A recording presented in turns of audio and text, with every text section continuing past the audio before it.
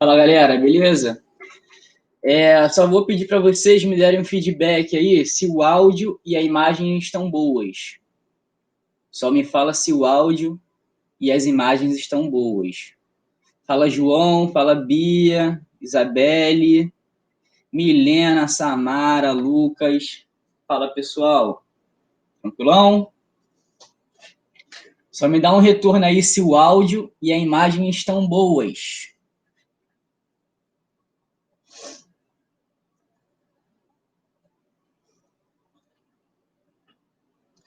A Bia falou que tá de boa.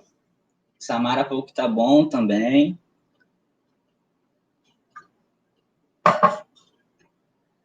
Show de bola, galera. Vamos esperar 5 minutinhos para ver se a rapaziada vai entrando na live e aí eu começo, tá? Vou fazer com vocês um resumão de tudo que a gente viu na apostila 1, tá? E vou falar um pouquinho de atualidades no final. Então, vou falar da parte 1 da apostila, da parte 2 e um pouquinho de atualidade, e essa vai ser mais ou menos a nossa aula de hoje. A partir da semana que vem, pessoal, é conteúdo novo, tá? Como é a primeira live que eu estou fazendo com vocês, eu vou fazer esse resumão. Vou fazer um resumo da apostila, Bia. Resumão da apostila, tá? Outra coisa, pessoal, sempre que vocês assistirem uma live ou uma videoaula, abram a apostila e o caderno também, tá? Acho importante aí para vocês acompanhando, anotando certas coisas, beleza? Fala, Cauã, bom dia. Só esperar 5 minutinhos, pessoal, e aí eu começo, tá? Mando bala aqui. Fiz uma enquete só para interagir um pouquinho com vocês, tá? Quem quiser responder a enquete. E eu vou deixar o bate-papo aqui aberto, pessoal. Se eu ver que está muita conversa, eu fecho o bate-papo, mas eu acho que não vai ter necessidade. Show de bola? Maria Eduarda, fala aí, Maria Eduarda, bom dia. Mais 3 minutinhos eu começo, galera. Só esperando o pessoal entrar. E vamos que vamos.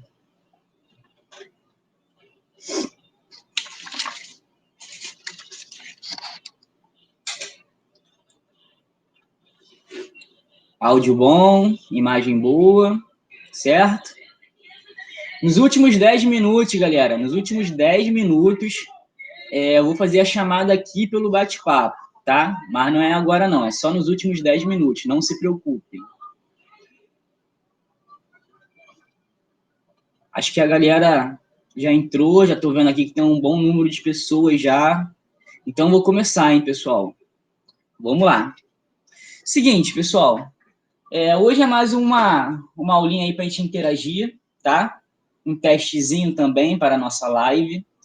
Não sei se vocês já assistiram outras lives também, se vocês estão gostando. Espero que sim. Estamos aqui fazendo o nosso melhor, tá? Desculpa qualquer coisa, eu não tenho muita experiência em falar de frente com a câmera. Tá tudo muito no improviso aqui. Fala, Matheus. Qualidade tá boa, show de bola. Tá tudo um pouquinho aqui no improviso, galera, mas eu prometo que vai ser frutífera aqui a nossa aula, beleza? Então, vamos lá. Vou falar primeiro, pessoal, da parte de Geografia 2, depois eu vou falar um pouquinho de Geografia 1 e no finalzinho vou falar de atualidades, tá? Vou relacionar os temas da Geografia com a atualidade que a gente está vivendo aí nesse período de quarentena, correto? Então, vamos lá. Seguinte, pessoal, desde o início do ano aí, na parte 2 da nossa apostila, Geografia 2, a gente está vendo aí tudo relacionado à Guerra Fria, tá? Então, vou explicar para vocês o que foi a Guerra Fria, os principais aspectos, principais características e o que resultou essa Guerra Fria, tá? Até chegar no último capítulo 5, que vai falar de nova ordem mundial, que é o período mais recente que a gente vive, que tem a ver com globalização também, tá? Então, vamos lá, galera. Desde o início do ano, a gente vem falando de Guerra Fria.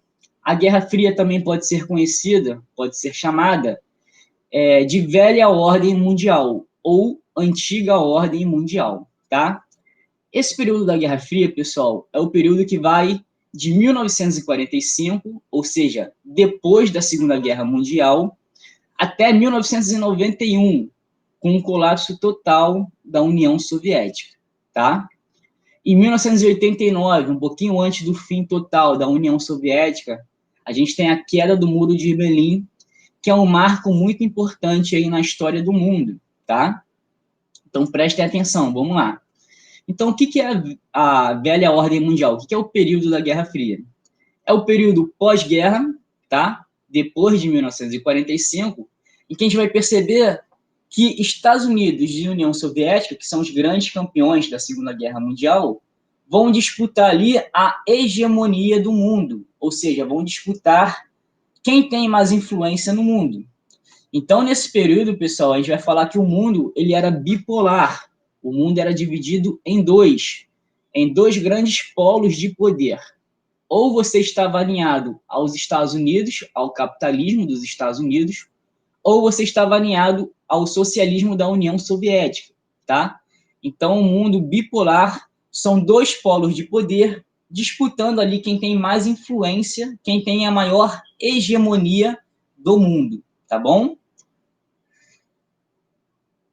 Gabriel Ripardo, fala aí, de boa? Show de bola. Vamos lá. Então, pessoal, prestem atenção nisso, tá?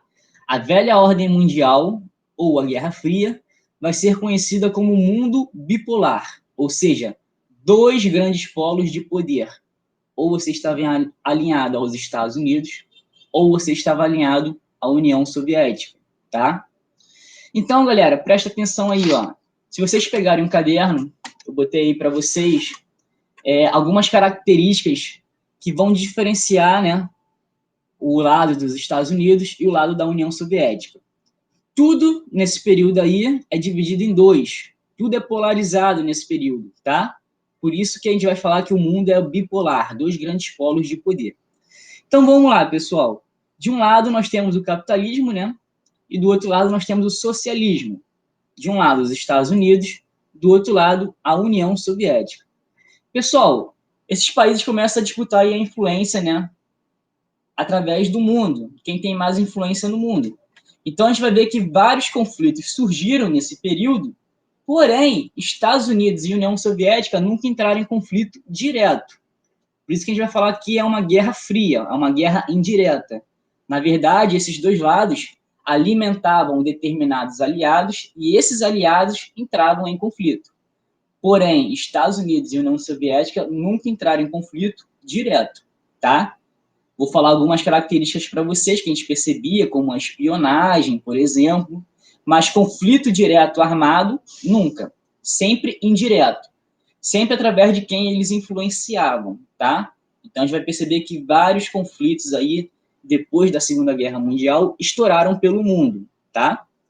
Então, galera, se vocês pegarem um caderno aí, eu botei as características do lado do capitalismo e as características do lado do socialismo, tá? Então, pessoal, logo depois do fim da Segunda Guerra Mundial, os Estados Unidos e a União Soviética estavam disputando ali para ver quem tinha maior influência. E os Estados Unidos ele faz o quê? Ele começa a reconstruir os países que foram destruídos na Segunda Guerra Mundial, tá? Através do Plano Marshall e do Plano Colombo. O Plano Marshall foi o plano de reconstrução da Europa. Lembrando que os conflitos armados da Segunda Guerra Mundial aconteceram na Europa. Então, a Europa ficou totalmente destruída e depois da Segunda Guerra Mundial ela começou a se reconstruir. E os Estados Unidos, ele começa a ajudar a Europa a se reconstruir. Ele oferece empréstimos, tá? Oferece mão de obra, ele começa a vender, exportar cimento. Então, a gente percebe que há um momento de reconstrução da Europa. Plano Marshall. Estados Unidos se aproximando dos países europeus, tá? Para não perder a influência desses países. Então, a gente vai perceber que a Europa ela vai estar aliada aos Estados Unidos, aliada ao capitalismo, tá? Temos também, pessoal, o Plano Colombo lá no Japão. Sabemos que Estados Unidos e Japão, na Segunda Guerra Mundial, foram inimigos, tá? Tanto é que os Estados Unidos jogou lá 2 bombas atômicas no território do Japão, em Hiroshima e Nagasaki. Então, é engraçado porque, num primeiro momento, os Estados Unidos vê o Japão como um grande inimigo, taca 2 bombas atômicas, tá? Destrói o Japão, e depois de destruir o Japão, ele vem oferecendo ajuda, tá? Através do quê? Através do Plano Colombo. Por que os Estados Unidos ajudam o seu inimigo? Porque ele via ali no Oriente, China, Japão, Coreias, que tinha uma influência muito forte ali do socialismo crescendo. A União Soviética tinha uma influência muito grande nos países do Oriente, nos países do Japão, China, Coreia, Tailândia, Vietnã. Então, para os Estados Unidos ter uma influência capitalista no Oriente, ele ajuda a reconstruir o Japão através do Plano Colombo, tá? O Japão, ele rapidamente se reconstrói e paga tudo que tem que pagar para os Estados Unidos. Então, o Japão fica sem nenhum tipo de dívida com os Estados Unidos num período muito rápido de tempo aí, tá?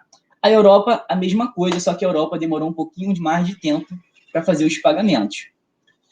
Pessoal, não é para fazer a chamada agora, tá? Não é para escrever o nome aí agora, não. Eu vou dar o tempo para vocês escreverem, nos últimos 10 minutos, beleza? Deixe o bate-papo de lado aí, usem o bate-papo agora só para perguntas.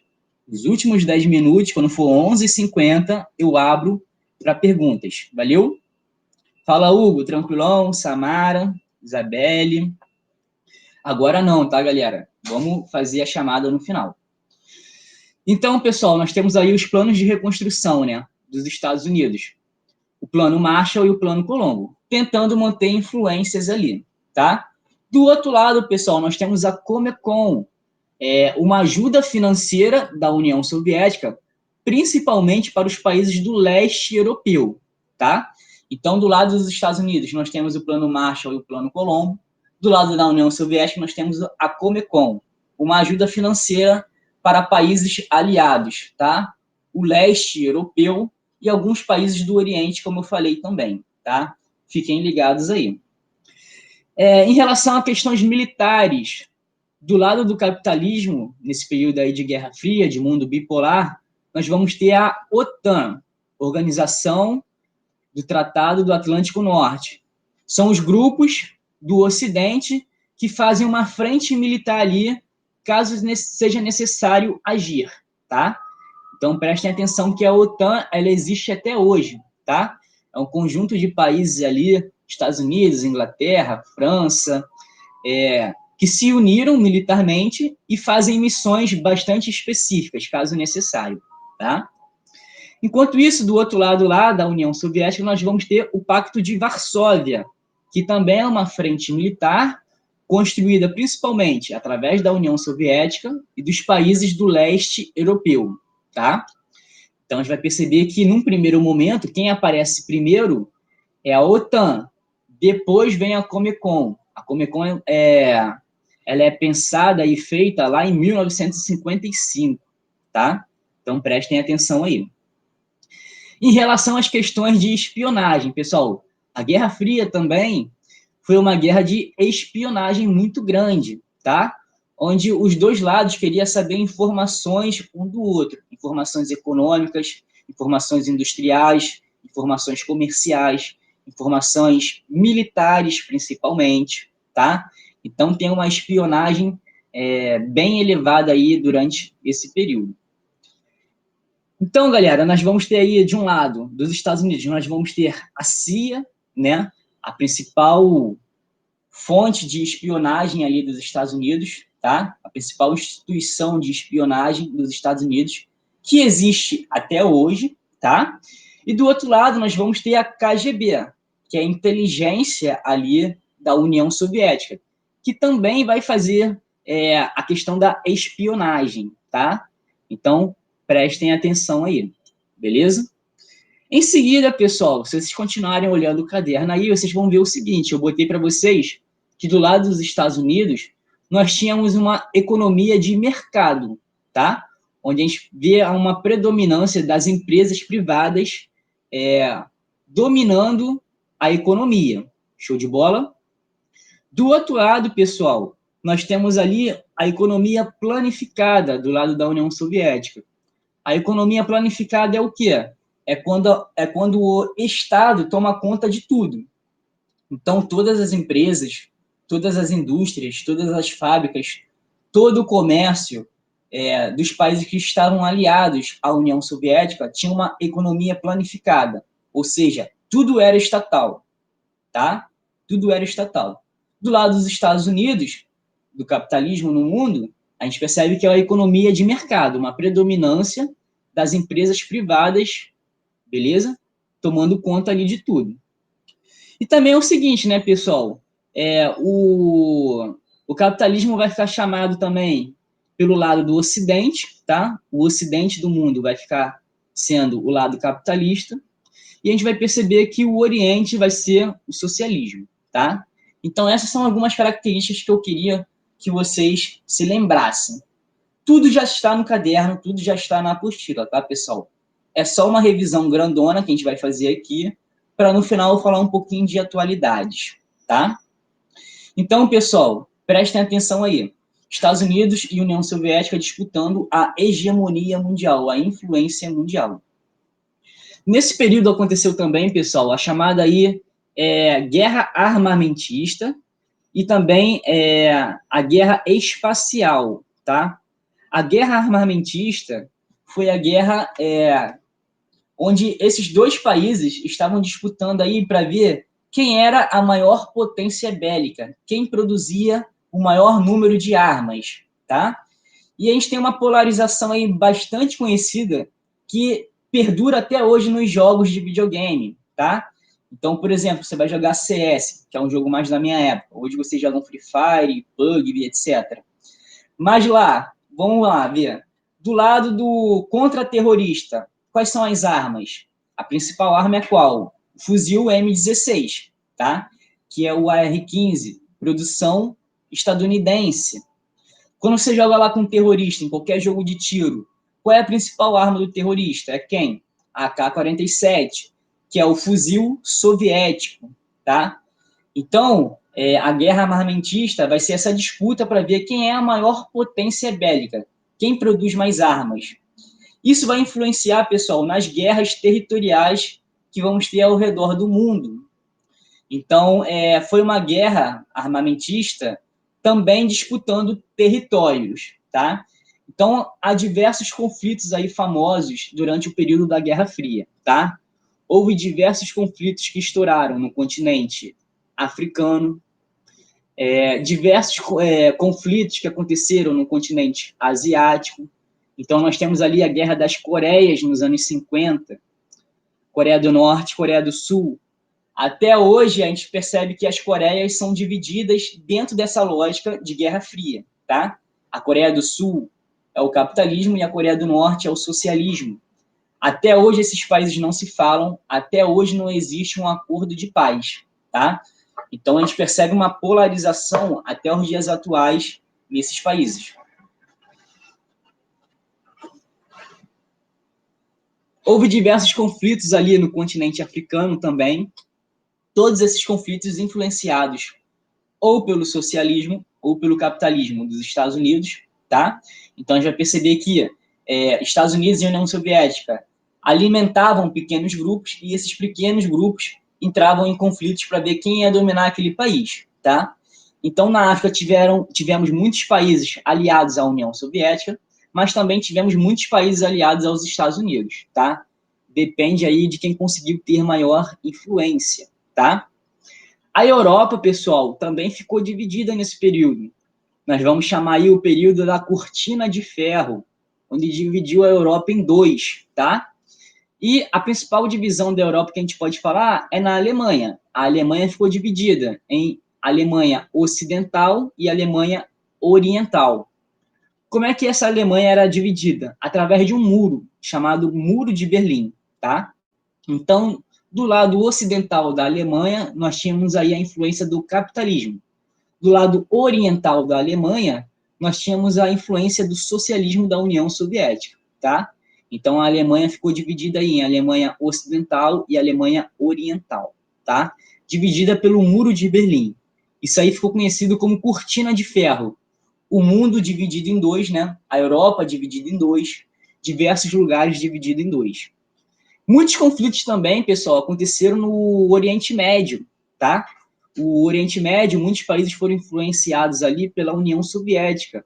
Então, muitos países estavam ali combatendo o capitalismo, né, dos Estados Unidos, porém, alguns países também do Oriente Médio tiveram influência dos Estados Unidos, do capitalismo. Então, o Afeganistão, por exemplo, foi um país que combateu a União Soviética, tá? Muito influenciado pelos Estados Unidos. Então, prestem atenção aí.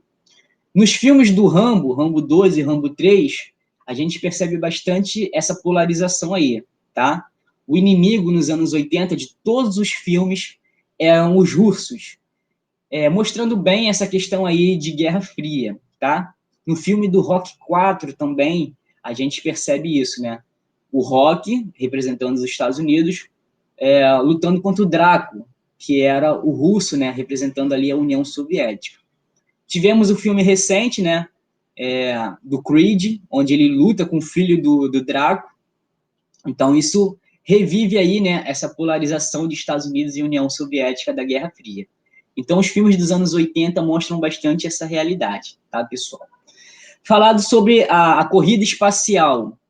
A corrida espacial, pessoal, foi a disputa para ver quem produzia maior tecnologia, quem produzia mais tecnologia.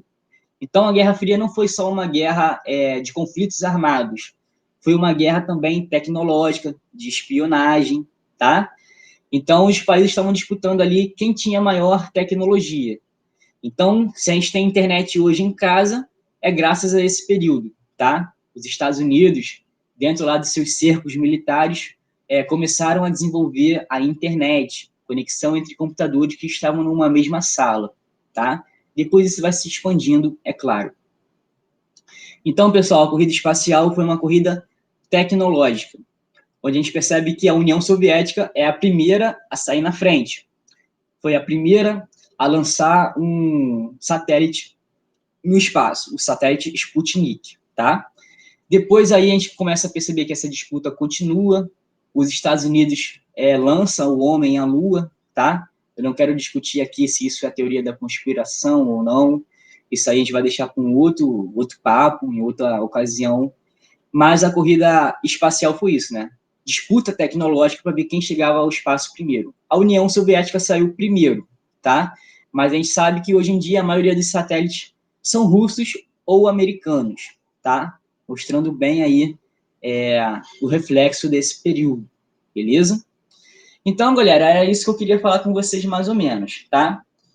O período da Guerra Fria acontece de 1945 até 1991.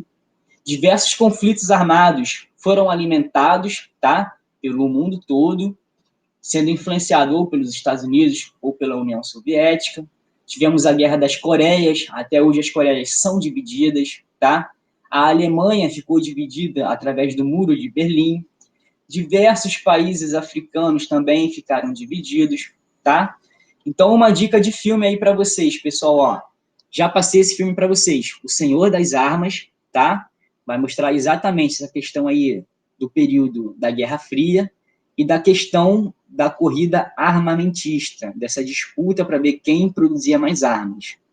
Já falei muitas vezes com vocês e repito que após o fim da Guerra Fria, muitos países estavam com grandes estoques de armas, tá? E nós percebemos um aumento do tráfico de armas a partir do fim da Guerra Fria, tá? Então, pelo mundo todo, seja nas favelas, seja nos guetos, periferias, não só no Brasil, mas como em qualquer lugar do mundo, a gente percebe aí que a K-47 e a R-15 são as armas predominantes até hoje, tá, pessoal? Então, fiquem atentos aí. Outro filme que eu quero que vocês prestem atenção, que vai falar desse período aí de Guerra Fria, Hotel Ruanda, filme muito bom, tá, pessoal? Hotel Ruanda, O Senhor das Armas, e um outro filme também é 13 Dias que Abalaram o Mundo. Nesse filme, 13 Dias que Abalaram o Mundo, a gente vai perceber como é que era a tensão dos países nesse período de Guerra Fria, tá? Então, aproveitem esse período de quarentena, que vocês estão de bobeira por mais tempo, e vejam esses filmes aí que vale a pena, tá, pessoal? Não é filme chato, não, é filme maneiro. O Senhor das Armas, Hotel Ruanda e 13 dias que abalaram o mundo. Vou botar para vocês aqui no bate-papo, tá? Vou escrever aqui para vocês no bate-papo. Então tá aí, pessoal, as dicas de filmes, tá? Podem baixar, podem ver pela televisão, ver se tem no Netflix. Vale muito a pena. 3 filmaços, tá? Não é filme chato de escola, não, pessoal. O Senhor das Armas não tem no Netflix, a não ser que tenha agora, que eles tenham liberado. Hotel Ruanda, de repente, tenha. E 13 dias que abalaram o mundo eu nunca procurei também, tá? Mas quem tem torrent, acha fácil. E se vocês quiserem, eu posso dar uma dica de site, rede de canais, tá? Lá tem todos os filmes, todas as séries, tem desenho, tem tudo liberado para ver online. Então, tentem buscar esses filmes aí, podem ver com a família, vale a pena, é filme maneiro sim, tá, pessoal? Então, galera, nos anos 80, a gente começa a perceber que a Guerra Fria começa a caminhar para o fim. A gente percebe que nos anos 80, a União Soviética começa a entrar em colapso devido aos altos gastos militares, tá? Então, a guerra com o Afeganistão acabou provocando ali nos anos 80 altos gastos militares, e a gente percebe que a União Soviética começa a entrar em colapso, começa a não mais dar suporte aos países aliados, tá? Então, esses países aliados vão começar a ficar insatisfeitos, e a gente vai ver aí o encaminhamento para o colapso total da União Soviética e o fim da Guerra Fria, tá? Mas antes disso, pessoal, antes do fim da Guerra Fria, acontecem 2 coisas importantes aí, ó. Eu já devo ter colocado para vocês também no quadro, vocês têm anotado isso aí no caderno, mas se não tiver, não faz mal, porque na página 138, tá? Nós vamos ter aí o período da chamada Perestroika e Glasnost. Presta atenção, nos anos 80, a União Soviética entrando em colapso, um novo presidente é eleito, que é Mikhail Gorbachev. Gorbachev ele começa a fazer a transição, né, da União Soviética para o que seria o mundo atual globalizado sem a Guerra Fria.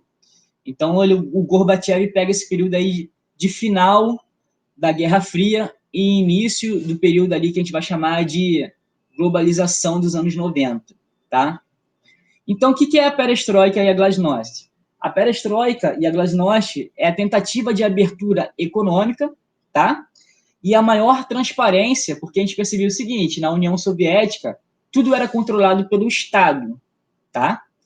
Então, a perestroika vai começar a fazer a transição de uma economia planificada para uma economia de mercado, tá? Então, uma transição aí do socialismo para o capitalismo, onde ele começa a abrir o país para empresas privadas, começa também a vender algumas empresas estatais também, tá?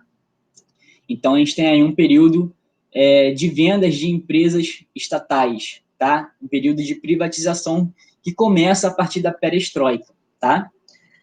A glasnost, pessoal, é a transparência. Por que transparência? Porque a União Soviética controlava tudo. Então, era um partido único, não existia uma grande variedade de partidos.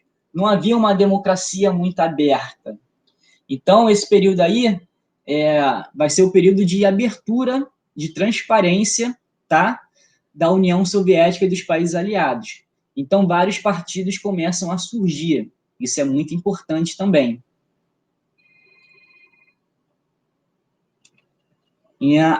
O Cauã está falando que Hotel Ruanda e o Senhor das Armas tem na Prime Video da Amazon. Então, show de bola. Valeu, Cauã. Quem quiser aí pesquisar, beleza? E, pessoal, outra coisa. Nesse período aí também da Glasnost, a gente vai perceber a maior transparência em relação à mídia, tá? Então, a gente vai perceber ali que também a mídia era muito controlada pela União Soviética, as informações eram bastante controladas, e agora a gente vai ter uma abertura disso tudo, tá? Uma maior liberdade de imprensa.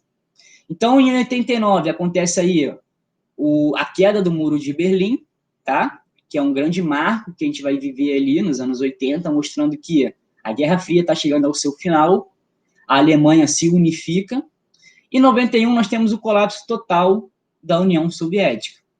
Então, em 91 acaba a União Soviética, ela se divide em diversos países, e o principal país ali é a Rússia. Valeu? Aí, pessoal, a gente começa o período que a gente vai chamar de mundo multipolar da globalização.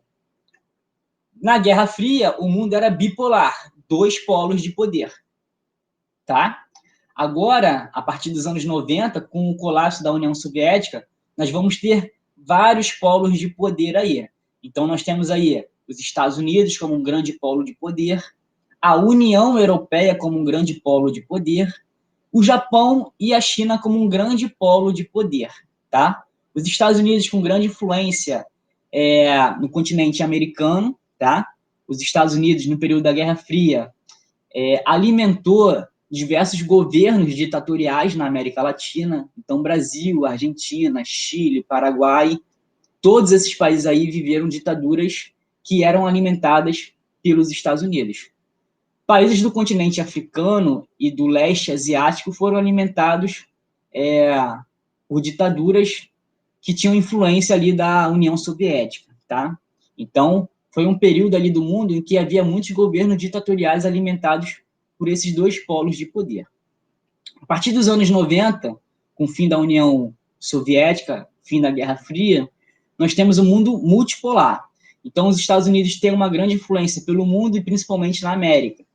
A União Europeia tem uma grande influência no mundo e principalmente ali no continente africano. Japão e China têm uma grande influência no mundo e também ali na Ásia como um todo, tá? A partir dos anos 2000, a gente percebe aí um grande protagonismo dos países chamados emergentes, países que nos últimos anos vêm crescendo sua importância comercial, industrial, tá? Então, nós temos aí o grupo dos emergentes, e o Brasil entra nessa, tá? Brasil, Rússia, Índia, China e África do Sul entram nessa, o chamado BRICS, grupo de países emergentes que cresceram bastante sua importância nos últimos anos, beleza?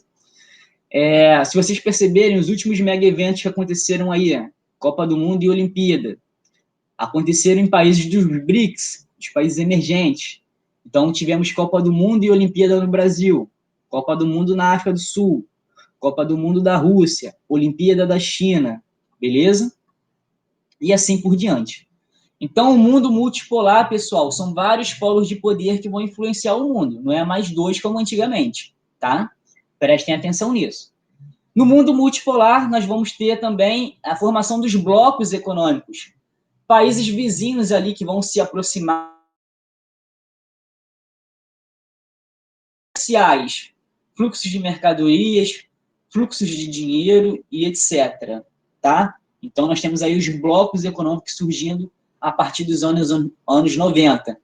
União Europeia é o principal, nós temos o Mercosul, onde o Brasil é o principal, nós temos o NAFTA e diversos outros. Tá? Então, prestem atenção, porque a partir dos anos 90 até atualmente, nós vamos ter aquele período bem característico da globalização. Tranquilo, galera?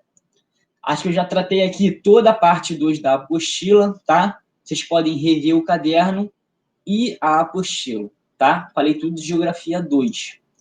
Agora, pessoal, eu vou falar rapidamente com vocês da Geografia 1 e depois vou falar um pouquinho de atualidades e nos últimos 10 minutos a gente fecha, eu vou abrir aí a chamada, tá? Tem a enquete, vocês podem responder a enquete, tá? Ninguém respondeu a enquete ainda, tentem responder, tá? Alguns, de repente, não consigam interagir através do bate-papo ou da enquete porque estão acessando pelo celular, tá? Pelo celular, as pessoas vão ter um pouquinho de dificuldade dessa interação, mas não faz mal, tá, pessoal? Sem neurose. Vamos lá falar de Geografia 1, então, tá? Pessoal, na Geografia 1, a gente vê praticamente o quê? Cartografia e um pouquinho de geologia que eu falei ali antes das aulas acabarem, tá? Tem uma enquete lá, Cauã, que eu botei, ó. Saudade da rotina pré-quarentena? Aí você responde lá, sim ou não. Sim, não aguento mais ficar em casa. Não, muito bom ficar em casa. Só uma interaçãozinha, tá? Coisa boba. Então vamos lá, pessoal. Vamos falar de Geografia 1. Pessoal, falamos de cartografia. Vamos lá falar o que é a cartografia. Cartografia é a confecção e leitura de mapas, tá? A confecção e a leitura de mapas é muito importante para a geografia, porque qualquer prova que a gente for fazer de geografia, ou seja, de concurso público, vai ter algum mapa para te ajudar, tá? Então, o mapa, ele já te apresenta ali determinadas informações e basta você ler e interpretar essas informações, tá? Então, ali, que elementos básicos são esses, tá? Todo mapa, galera, tem que ter um título. Ah, tá. Eu não abri a enquete. Agora vai aparecer aí para vocês, ó. Apareceu aí agora, galera, tá? Foi mal aí. Eu criei, mas não abri ela para vocês. Agora eu abri. Olha aí, Hugo, olha aí. Continuando. Cartografia, confecção e leitura de mapas, tá? A gente tem que saber interpretar o mapa para nos ajudar a fazer as questões. Então, galera, todo mapa tem que ter alguns elementos básicos. Que elementos básicos são esses? Todo mapa tem que ter um título, claro, você tem que saber o que o mapa está falando. Todo mapa tem que ter uma legenda, a legenda que são aqueles quadradinhos que vão indicar o que representa os símbolos e as cores no mapa, tá? Todo mapa tem que ter uma orientação, que é a rosa dos ventos, para falar onde é que é o norte, sul, leste, oeste. Todo mapa vai ter uma escala.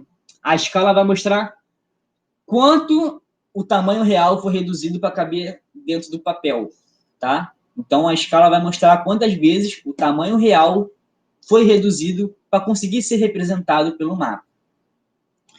E todo mapa vai ter coordenadas geográficas, aquelas linhas, né, horizontais e verticais que nós vamos ver. Então, vamos lá, vamos falar de cada elemento desse, tá? Vou falar das coordenadas geográficas primeiro. O que são as coordenadas geográficas, pessoal? São as linhas imaginárias que nós temos aí, tá? Então, vou pegar um globo aqui para vocês terem noção de que linhas eu estou falando. Então, eu tenho aqui uma luminária, que é um globo também, tá, pessoal? Vocês vão perceber, ó, que ela é repleta de linhazinhas aqui, ó. Vocês estão vendo? Cheia de linhas. Essas linhas são as coordenadas geográficas. Elas vão nos ajudar na orientação, tá? Então, prestem atenção. Dentro das coordenadas geográficas, vocês têm que saber o que é latitude. Latitude, ou paralelos, são as linhas deitadas, tá? As linhas deitadinhas aí, linhas horizontais, que tem aí no nosso globo. A principal delas, pessoal, é o Equador, linha do Equador. A linha do Equador vai dividir nosso planeta em dois hemisférios, hemisfério norte e hemisfério sul, tá? A linha do Equador é a principal latitude que a gente tem que ter noção. À medida que a gente se afasta da linha do Equador e se aproxima dos polos, clima mais frio, tá? Então, quando você está próximo ali do Equador, a gente vai falar que é latitude zero, latitude baixa. Quando você está próximo dos polos, a gente vai falar que a latitude é alta, tá? Então, latitude vai dividir, né, nosso planeta em dois. A linha do Equador é a principal, dividindo o nosso planeta em hemisfério norte e hemisfério sul. Depois, pessoal, quando a gente fala de meridianos ou longitudes, nós estamos falando das linhas em pezinhas, tá? Das linhas verticais que vão dividir aí o nosso planeta. O principal é o meridiano de Greenwich, que vai dividir nosso planeta em também dois hemisférios. Hemisfério leste e hemisfério oeste. Ou ocidente e oriente, como queiram, tá? Então, essa é a principal linha aí de longitude, o meridiano de Greenwich. O meridiano de Greenwich também, pessoal, vai ser utilizado como referência para o horário mundial, tá? Quando a gente fala lá de fuso horário, eu mostrei para vocês o macete em sala de aula e também nos slides, então é bem facinho, né? Fuso horário. Tudo que está à direita ou a leste do meridiano de Greenwich vão ser horas positivas, horas a mais. Tudo que tiver à esquerda ou a oeste do meridiano de Greenwich vai ser horas negativas, horas a menos, tá? Então, eu falei para vocês que o Brasil ele tem 4 fusos horários, tá? O nosso fuso horário é o fuso horário de Brasília, o fuso horário -3. Fiz algumas questões com vocês de fuso horário, tá? Revejam essas questões. Eu acho que eu já enviei para vocês esses slides. Se eu não enviei, falem aqui nos comentários que eu vou enviar para a escola mandar para vocês. E aí vocês podem rever esses exercícios aí de fuso horário, tá? Mas é bem fácil, tá, pessoal? É sempre uma comparação de horas. Aqui no Rio de Janeiro são 3 horas da tarde. Que horas são em Rio Branco? Em Rio Branco, se aqui são 3, lá vai ser 1 hora a menos, 2 horas a menos. Vocês vão precisar ver quantos fusos horários de diferença, tá?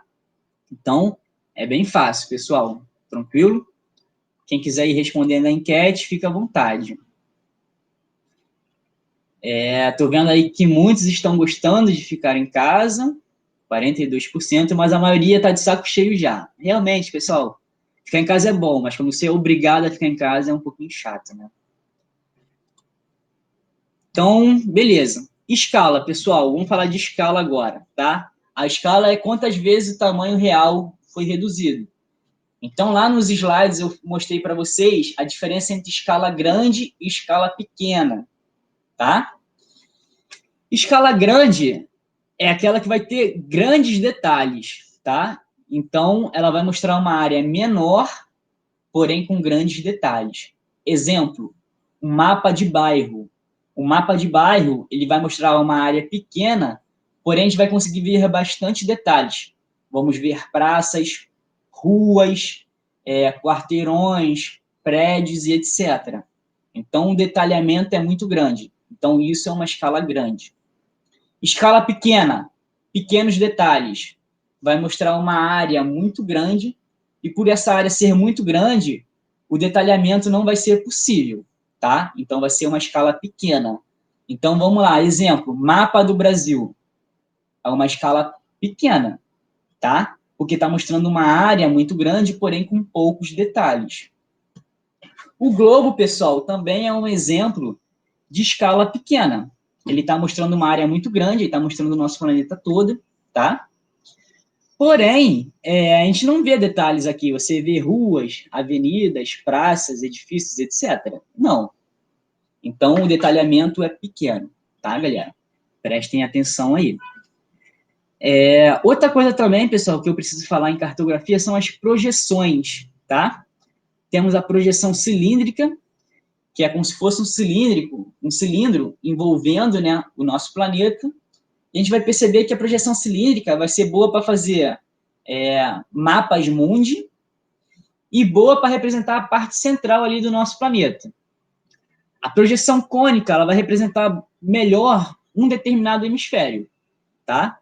Então, por exemplo, países que estão no hemisfério norte, como Estados Unidos e países europeus, qual é a melhor projeção para ser utilizada? A projeção cônica, tá?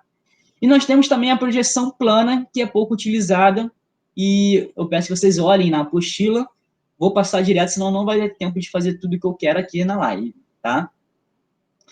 Então, de cartografia eu acho que já tá bom para vocês refrescarem aí, já que é um resumo. Geologia, pessoal, eu falei que geologia, quando a gente pensa em geologia, a gente tem que pensar numa escala de tempo muito grande, que é a escala de tempo geológica, tá? Está falando aí de milhões, bilhões de anos, tá? Não estamos falando de tempo histórico, que é décadas, milênios, séculos. Então, a escala de tempo na geologia é muito grande, tá? Falei para vocês que a estrutura da Terra, o nosso planeta está dividido em 3 principais camadas, tá? A camada mais externa é a crosta, ou a litosfera, que tem uma espessura ali de 70 quilômetros, mais ou menos, tá? Pessoal, vocês estão perguntando aí a página página de cartografia, pessoal, é a parte 1 da apostila toda de geografia, tá? Que vai ali da página 93, tá? Até página 93 até 110, tá? Vou escrever aqui para vocês. 93 a 110, cartografia. Show de bola? Dê uma olhada aí, porque vocês vão ver tudo que eu já falei aí, projeção, fuso horário, etc. Geologia, 3 principais camadas do nosso planeta. Crosta ou litosfera é a camada mais externa, né? A mais fininha também, tendo ali no máximo 70 km de espessura. Abaixo da crosta ou da litosfera, nós vamos ter o manto, que é a camada de rochas derretidas, tá? Elevadas temperaturas, a gente vai perceber ali que é a camada de lava, tá? De magma. Prestem atenção.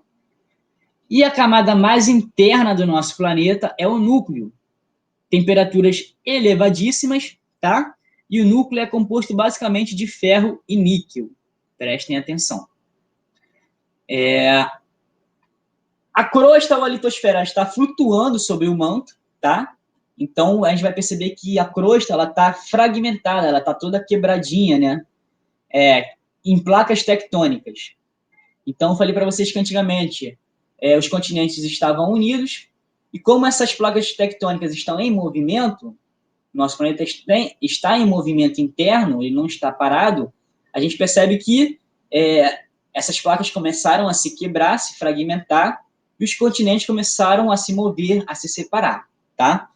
Então, nós tínhamos aí um grande continente que foi quebrado e separado, dando essa formação que conhecemos hoje, quando olhamos aí o nosso globo, tá? Todos os continentes já estiveram unidos, beleza? Hoje em dia eles estão fragmentados, separados, porque existe uma deriva continental, uma movimentação. Então, nós temos aí 3 principais movimentos de placas, tá? Movimento convergente, encontro de placas tectônicas, tá? Quando essas placas se encontram, uma acaba sobrepondo sobre a outra, e aí nós temos as formações montanhosas, as cordilheiras dos Andes, cordilheira do Himalaia e etc. Temos o movimento divergente, movimento de separação, tá? Então, se vocês perceberem, a costa brasileira, ela encaixa perfeitamente na costa africana, mostrando que os continentes já estiveram unidos e hoje se separaram, tá? Então, Brasil e África estão se separando, estão entre placas divergentes, tá? Quando a placa se separa, o magma ele é extravasado nessa rachadura, tá? Então, Brasil e África se separam todo ano, mais ou menos 1 centímetro aí, tá? Então, estrutura interna da Terra, 3 principais camadas, 3 principais movimentos de placas tectônicas, convergente, divergente e transformante, que é o lateral, tá? O único exemplo de placa transformante que nós temos é a falha de Santander, ou a falha de San Andreas. Quem joga GTA sabe aí, tá? No futuro, provavelmente, aquela parte ali da Califórnia, dos Estados Unidos, pode sim se separar e virar uma ilha, de repente, tá? Mas aí a gente vai ter que esperar milhões, bilhões de anos para saber disso. Vamos perceber que alguns fenômenos como vulcões, terremotos e tsunamis vão acontecer perto das bordas das placas tectônicas, tá? Eu lembro que o Arthur me perguntou o que era um tsunami. Eu falei que tsunami era uma grande onda provocada a partir de um maremoto. Maremoto é um terremoto que acontece dentro do mar. Então, as placas tectônicas se movimentam, então isso acaba gerando um maremoto, e isso vai provocar uma grande onda, que é o tsunami, tá? O Brasil, pessoal, ele está no interior da placa tectônica, então o Brasil ele quase não sente nenhum tipo de tremor, de abalo sísmico. Não é que não tenha, tem, mas como a gente está longe das bordas das placas, a gente sente quase nada, tá? Agora, pessoal, para falar um pouquinho de atualidade, para acabar, só falta, estou nos 10 últimos minutos finais, já podem fazer a chamada, tá?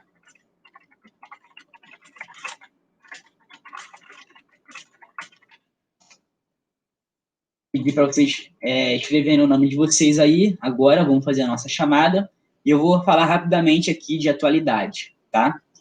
Pessoal, nesse momento de quarentena, de epidemia que nós estamos vivendo, sem sombra de dúvidas, a matéria mais importante que a gente pode perceber aí é o conteúdo que eu sempre falo nas minhas primeiras aulas de globalização, tá? Globalização é a maior integração do mundo através dos fluxos que são cada vez mais intensos por meio do desenvolvimento tecnológico, na comunicação e no transporte. Então, esse desenvolvimento tecnológico vai fazer um mundo cada vez mais integrado. Antigamente, se locomover, se comunicar era muito difícil. Não existia carro, não existia avião, não existia navio, tá? Não existia moto, não existia bicicleta. Então, tudo era muito demorado. As distâncias eram muito longas. A comunicação demorava muito também, pessoal. Era por carta. Então, você escrevia uma carta hoje, enviava, o cara só ia ler um mês depois, ia te responder, ia chegar mais outro mês, então tudo era muito demorado, tá? Hoje, com a tecnologia de comunicação e transportes, percebemos que o mundo está cada vez mais rápido, tá? O mundo parece que está cada vez mais encurtado, parece que o mundo está na palma da nossa mão, tá? Eu posso saber o que está acontecendo no Japão agora instantaneamente. Então, prestem atenção, porque a globalização vai aumentar o fluxo de mercadorias, de capitais, de informações, como a gente pode ver agora, né? A cada dia a gente tem uma informação nova do Covid-19, do vírus. Então, a gente está vivendo esse momento aí de maneira muito intensa, tá? Isabelle Tamires Santos está no live, mas está sem chat. Show de bola. Já sabemos, o nome dela já está aqui. Valeu, Isabelle, por dar uma moral aí para a amiga. Então, pessoal, presta atenção, porque a gente está vivendo a globalização agora de maneira muito intensa, tá? Aconteceu uma notícia na Itália, a gente já está sabendo instantaneamente, ó, tantos mortos na Itália, tantos mortos não sei aonde. Então, a cada minuto a gente está recebendo informação, o tempo todo. Característica do mundo globalizado, tá? Desse mundo cada vez mais integrado, onde a comunicação é muito instantânea. A gente vai perceber também, pessoal, que a doença se espalhou através do quê? Através dos meios de transporte, principalmente avião e navio, né? Pessoas que viajavam para a China, para a Itália, acabaram trouxendo também, né? Espalhando esse vírus. A gente percebe que o preconceito, a xenofobia, vem crescendo também, infelizmente, tá? Isso é um lado ruim aí que nós temos. Muitas pessoas aí culpando italianos, chineses. Pessoal, isso é balela, tá? Isso é puro preconceito. O vírus não é uma criação chinesa, tá? A China está perdendo com isso também, porque a China é o maior comprador do mundo de tudo. Então, a China está deixando de comprar várias coisas, isso vai afetar a economia brasileira. A China produz muita coisa para o mundo todo também, então a China está diminuindo sua produção. Então, não é uma invenção chinesa, tá, pessoal? Cuidado aí com as fake news. Uma característica também do mundo globalizado que a gente vive aí, tá? Excesso de informação e a gente tem que buscar fontes confiáveis de informação, tá? Sites que são famosos já de notícias, tá? Então procura aí na BBC, na CNN, no Globo, na Band, Folha de São Paulo, Jornal O Dia. Não vamos pegar lá na página do Facebook não, galera, porque aí não dá para confiar muito, tá? Pessoal, eu vou parar por aqui, vou deixar mais 5 minutinhos para o pessoal escrever o nome de quem está aí na chamada, tá? Quem está no chat, quem não está também. Se você sabe de alguém que está assistindo, mas não consegue acessar o chat, que está pelo celular, escreve o nome do amigo aí também, tá? E aí eu já vou finalizar daqui a pouquinho. Pessoal, desculpa se vocês... desculpa qualquer coisa, tá? Desculpa se eu falei rápido, desculpa se eu fui superficial, mas é tudo muito corrido, é um resumão, tá? É um bate-papo aqui com vocês. Eu não tenho muita experiência também de falar de frente para a câmera, mas espero que vocês tenham gostado, tá? Tá tudo sendo muito no improviso, mas eu juro que eu estou dando o meu melhor para vocês e eu espero que vocês tenham gostado. Próxima semana, novos vídeos serão lançados, novos materiais serão lançados. Fiquem atentos, porque a escola está em constante comunicação com vocês. tá? A gente está passando lista de exercícios, a gente está passando resumo, está tendo vídeo aula no YouTube também, tá? Então, galera, não deem mole, aproveitem para fazer tudo que vocês quiserem nessa quarentena, mas também não deixem de estudar, tá? Porque logo, logo a gente quer voltar. Tô com saudade de vocês, vocês são uma turma que eu gosto bastante. Saudade da interação que a gente tem, né? Quando a gente descia para a quadra, jogava uma bolinha ali, jogava um ping-pong com vocês. Infelizmente, né? Essa distância social aí tá impedindo a gente. Valeu, João, pelo feedback, você gostou. Espero que vocês tenham gostado, pessoal. Saudade de vocês, sabe que vocês são uma turma muito especial para mim desde o ano passado. Então, tamo junto, vou finalizar aqui, tá? Valeu, Cauã, a aula foi boa, muito obrigado. Muito importante o feedback de vocês, pessoal. Vi que vocês participaram aí das enquetes. Vejam os filmes aí que eu falei com vocês, né? Que eu aconselhei, O Senhor das Armas, 13 Dias que Abalaram o Mundo e O Hotel Ruanda, beleza? Filmes bem legais que vocês podem ver aí com a família, chamar o pessoal para ver, tá? Então, ó, tamo juntão. Valeu, Cauã, valeu, Matheus, valeu, Isabela, valeu, Beatriz. Tamo junto, pessoal. Vou finalizar